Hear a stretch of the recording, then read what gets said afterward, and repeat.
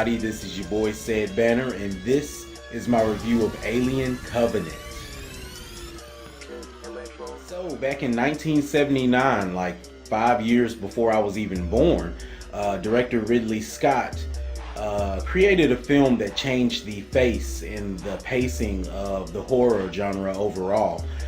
He created the classic film Alien, and even people who are not really fans of horror films or space or science fiction films definitely are and were huge fans of Alien. And then of course there was a sequel several years later taken over by James Cameron, coming off of his success from the Terminator film, the first Terminator film, Aliens, which was a great sequel as well in my opinion. The first two were excellent. And then we continued on into the 90s with Alien 3.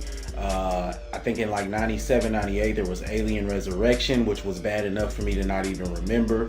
And then of course we've had I think 2 or 3 Alien vs Predator films, which were just kind of popcorn things, but I don't actually include those in the Alien franchise.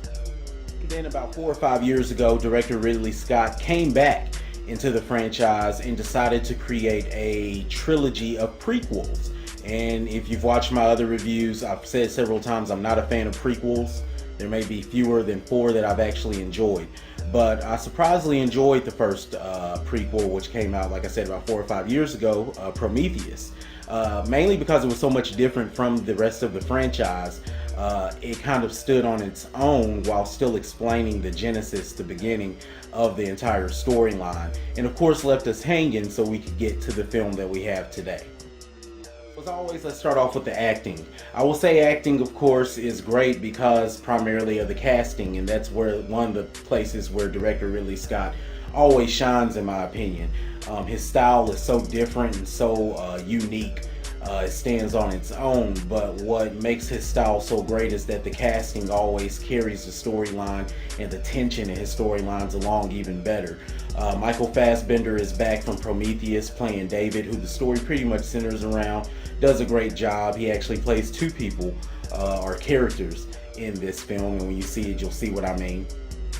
A couple of unconventional choices. Danny McBride, who is known from, you know, the raunchy comedies that usually star him, Seth Rogen, and James Franco. And James Franco actually has a strange cameo in this film, sort of. Kind of weird, caught me off guard, but I guess it worked. He does a great job as well, and there was even a role there for, I believe his name is pronounced Jussie Smollett.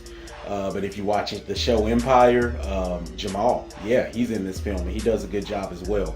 Not on the screen a lot, but when he is there, he doesn't disappoint. So the acting is good overall. Nothing great, but it's good enough. And then going to the storyline, like I said, is a continuation from Prometheus, the first prequel. And I think it does a great job. The writing is really solid as far as not leaving any gaps and explaining what's happening, continuing on. The story still centers around Michael Fassbender's character Dave, and not really any holes there. Still not anything special to me. I mean, like I said, this is my thing with prequels. A lot of times parts of them just feel unnecessary to me, and that feeling's still kind of there. But if you want to go ahead and, you know, enjoy a continuation of the storyline and the franchise, why not enjoy a little bit of a history lesson?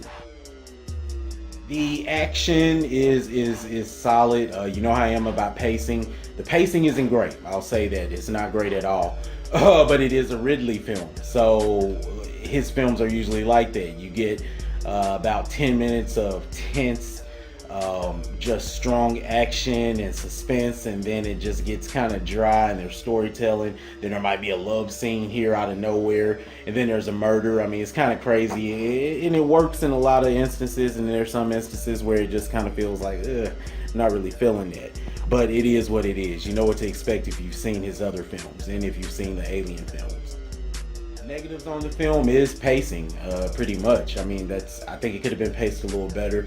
I will say that the film's right at about 2 hours, I believe, and I would say the last 30 minutes of it really kind of had me on the edge of my seat, which I was impressed with. And then, of course, he is planning on doing a trilogy as far as the prequels, and this is the second, so you know there's going to be a little bit of a cliffhanger, I guess, there. But the film is satisfactory. It's satisfactory. You can probably tell I'm not that enthused, but I'm not really let down either. As positive I'll mention is that several of the scenes, though, do feel kind of throwbackish to the first installment as well as the sequel by James Cameron. Kind of old schoolish, and I appreciated that. But there's a lot of updating as well, and it was good. The aliens themselves are enjoyable when they're on screen. A few little thrills and jumps in there, so that was cool as well as far as summer flicks go.